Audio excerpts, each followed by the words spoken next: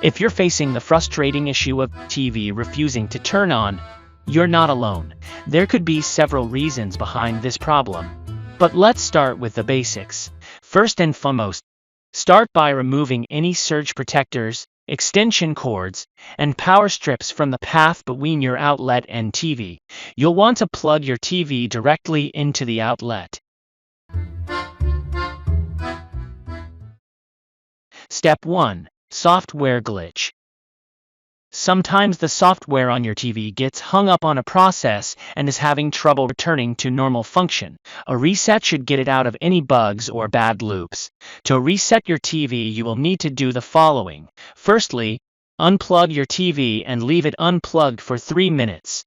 While unplugged, press and hold the power button on the TV for 30 seconds to discharge static electricity. After 3 minutes later, then plug the TV back in. Then try to turn on the TV. Does it work now? Yay, you're done. If persists the same problem, then go on to the next step. Step 4. Motherboard failure. A quick test that will show if the motherboard, the main board on the back panel of the TV, has failed. Unplug the TV. It should already be so. Shown in red box in the picture, there should be a black cable running from a connector on the power supply board to a connector on the motherboard. Disconnect the cable from power supply board. Now plug in the TV and turn it on. Observe the backlight through the small holes in the rear of the metal plate. If it is now lit, if so, this is a general indication of a failed motherboard. If failed, you require to replace the motherboard, and hopefully the problem will be resolved. Step 3. Faulty power supply. If the red light is blinking on and off, it's likely that your TV has a bad power supply. For the next tests, you will need to open the back of your TV. This can be both physically difficult, or you may not feel comfortable opening the TV up. If you choose to do so, there are a couple of tests you can do to see what has failed. Remove the power cord and all other cables connected to the unit. Before open the back cover, you have to wait 30 minutes to avoid high voltage electric shock. After remove the back cover of the unit, you should look at the power supply board for burn marks or swollen components. Especially capacitors, see the picture. These can fail in a way that the TV will start to behave strangely and then just go dark.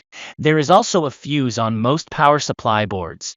If it is blown, it can be checked for continuity. It is usually a sign of other failures on the board. If power supply board looks good, move on to the last step. Step 2. Backlight malfunction.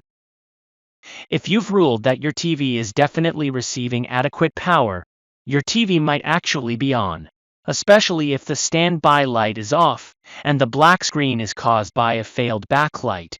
You can check this using a flashlight held close to the screen. Look for a faint picture in the lit area. If it's there, the backlight has failed. It may be a bad power supply board feeding the backlight, or the backlight components. Another possible indicator of a shorted backlight is a blinking standby light. You can replace the backlights yourself. You can order units to fit your TV, and replacement involves just screws and connectors. In summary, if TV won't turn on, start by plugging it directly into the outlet and resetting it. Inspect the power supply board for damage or blown fuse, and if all looks good, test the motherboard. Follow these steps to troubleshoot and potentially fix the problem with your TV. If you have any questions or suggestions, feel free to share them in the comments below. And don't forget to hit the like button and subscribe for more helpful tips. Your support means the world to us.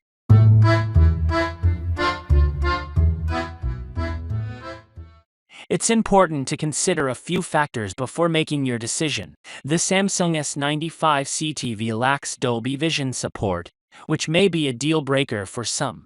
In conclusion, the Samsung S95 TV sets the bar high for home entertainment, offering unparalleled